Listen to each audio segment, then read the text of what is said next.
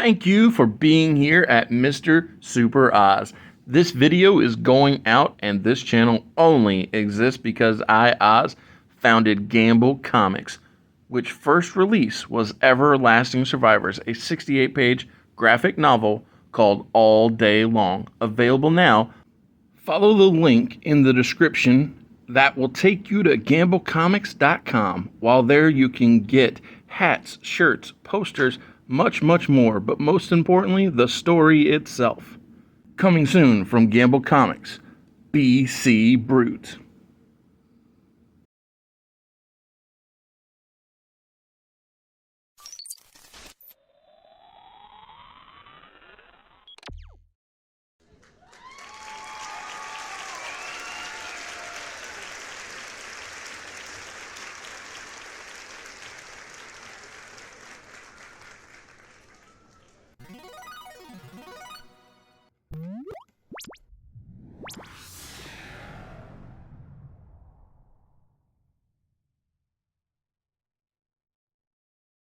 Smackdown on the 6th of March 2003.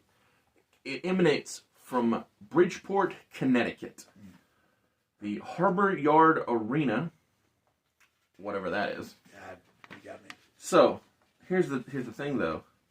Connecticut is Vinnie Mac's true and legitimate backyard. There we go. That's what I was looking for. Like, I know he claims New York, but legit though, the headquarters is actually in Connecticut. And so, while that means nothing for the overall scheme of the show, I just thought it was a fun little nifty thing. Yes. Why is it in Connecticut? Is there a reason? I have no idea. Like it just feels like a weird place to have your main office. No idea. I assume it's I always assumed it was something taxes until I heard Eric Bischoff bemoaning the fact, or I think maybe it was him, maybe it was Bruce Pritchard. Somebody on a podcast was like, man, it costs a lot to live there. Could have even been corny. It could have been all of them, to be honest. I'm about to say, everybody complains. Like, nobody likes being taxed to death. So. Yeah, for sure. This show opens with Night Test, accompanied by the complete Regal counter threat, taking on Rey Mysterio.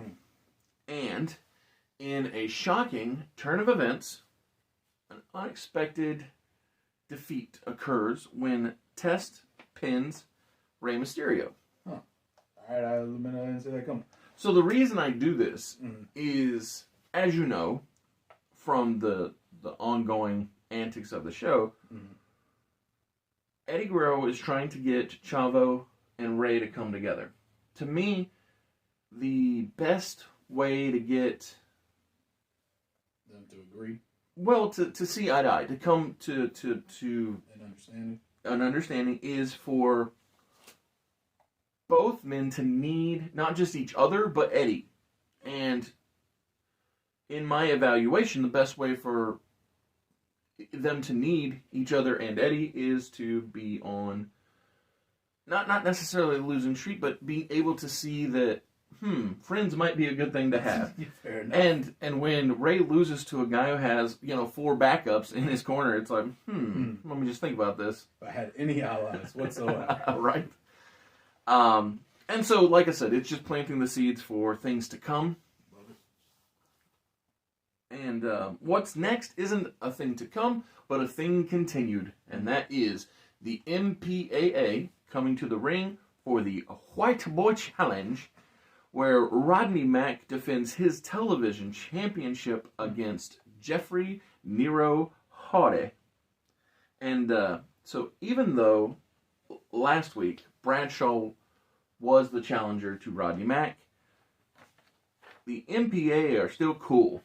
Everything's fine. Yeah, everything's fine. Bullet Club is fine. No problems, no cracks in the foundation. Exactly. Everything's fine. As a matter of fact, they are so fine in that Bradshaw and Farouk, while Teddy has the eyes and ears of the referee, they assist Rodney Mack. When Jeff goes to the top, Bradshaw trips Jeff Hardy. Rodney steps to the outside, hits the drive-by knee. Jeff is on the outside. Teddy stops bothering the referee so he can start the count. Jeff works his way in. Boom. Mac attack with the knee to the back of the head. 1-2 kick out. Rodney Mack is mad, but the upside is that he picks up Jeff Hardy, hits that Michinoku driver, and retains his television title. It's always nice to have 3 finishers. Yes, exactly. Yeah, especially got them stored up. You don't want to come to the end of the match without them all stored up, ready to go. No, sir. So post match, the Iron Addicts and Jamie Noble are backstage. The Addicts hype up Noble, and Jamie, who appreciates this, reminds them that he wants to do the main event on his own, and they acknowledge this. They say, "Oh yeah, we're heading out to the gym." Exactly, get the pump on. This is important because tonight is Eddie Guerrero getting his Intercontinental title shot against Jamie Noble because of him going the distance and reaching the 30-minute time in that prior encounter. So, after the backstage segment, we get Nunzio attempting to get his first victory over the Hurricane. Yes, Shane Helms does win. Good job. Yeah. I promise. Kind of figured. Victory is coming soon for our Italian friend. Someday. Ain't tonight. Yes. The Big Show is out next. He takes on Booker T, who is backed up by Kevin Nash and Scott Steiner. Big Show is alone tonight. No A-Train. What, he's sick? No nothing. I'm just proving the value of alliances by him going it alone and coming up short. Fair enough. Once again, it's continuing that story from the first match. It's further illustrated in the second match. It's just it's showing that this gang warfare is not just a constant thread, but a foundational part of the show. For sure. With allies, success. Without allies, failure. And so that's why that I had Big Show try to go it alone. And come up short. Fail. Somebody falls to an axe kick or something. I'm sure that it's traditional Booker T offense. Excellent. Yeah, it more likely would be an axe kick than a bookend. I just can't see him lifting him for the bookend. Because I think at this point he was 500 pounds. It was one of the heavier times. So yeah, axe kick it is. Excellent. No Harlem hangovers. I forgot about that move. Oh, it was sick. Oh, it was insane. Rough on the cocks. Yeah, that's for sure. But fun to watch. So the second to last match of the evening is Maven versus King William. Once again, the full-on, clear indication that if you've got friends, you've got a victory when King William defeats Maven, who is out there all alone. Makes sense. So at this point, after King William wins, everybody assumes that we have a lot of time left in the show because we're going all night long. Eddie and Jamie Noble spent 30 minutes wrestling last time they wrestled each other. Of course. However, before King William and his crew can even get fully up and out of the staging area, we hear, "If you smell..." And then The Rock comes out, but this is not babyface Rock. This is big nasty Hollywood heel Rock, who doesn't acknowledge the fact that Hogan was being all braggadocious and that he got him a title match last week and all this. Rock has moved on past Hollywood Hogan. Forget him. The Rock has his mind set on one man.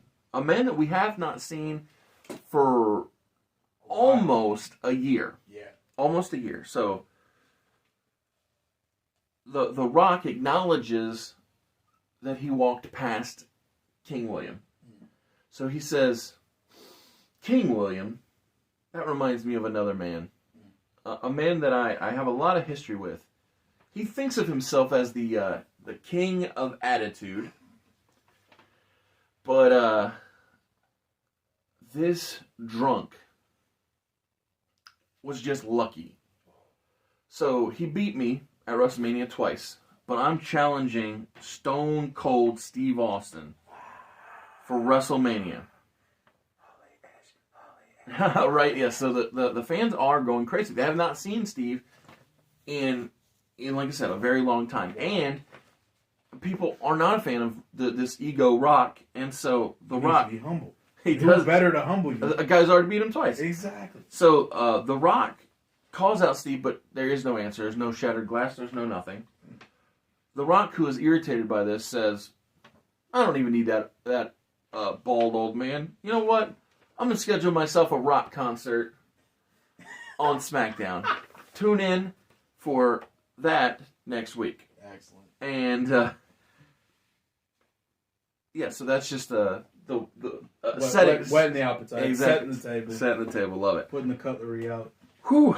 And after the Rock segment, we go to break, we come back, we have ourselves a significant amount of time left for the main event of the evening. Absolutely. When Eddie Guerrero challenges the Intercontinental Champion, Jamie Noble. And here's the thing. I bet you could never guess what happens in tonight's main event, Josiah. They go over 30 minutes. So it's not a matter of the time they go. I'm gonna give you a hint, okay? Yeah. I have a running theme for this episode. You want to guess what happens? I'm gonna guess that Eddie Guerrero with no friends loses the match to Jamie Noble, who does have friends. Well, you're in the right ballpark. Okay. So this match ends in a double disqualification. Wow. Okay. When at the end of the encounter, both the Regal Counter Threat and the MPAA come out and double beat down Jamie and Eddie Guerrero. Jeez, okay, that was not the route I thought. So okay. It's the gang warfare, it's the alliances matter, it's the fulfillment of the prophecy that Eddie needs to have happen. Because the more important thing than the disqualification, the more important thing than the alliance between the MPAA and the Regal Counter Threat is Rey Mysterio and Chavo Guerrero both run down and pull Eddie and Jamie out of the ring. They help to protect. Not that now they don't fight back because it's still 4-on-9. How about so, not stupid? Yeah, so they realize that their strength in numbers, but they're like, we don't have enough numbers. Not enough numbers, and so the show goes off the air with Jamie, the Intercontinental Champion, Eddie, Ray, and Chavo all at the top of the ramp with the bad guys in the ring, and they are happy, they're smiling, they're arrogant because these vile villains made such an impact. And I've never booked a disqualification finish before, and I felt like it was justified. That's why I was so shocked. I felt like it was justified because these two guys had a 30-minute classic 2 weeks ago, and so I felt like I could get by with giving a screwy finish. I could get away with it. Yeah, I felt like I could get away with doing a screwy finish because to be fair, we do so little of them. Yeah, that's what makes them valuable though is the scarcity of it all. Yeah, exactly. And so that's the big moving forward.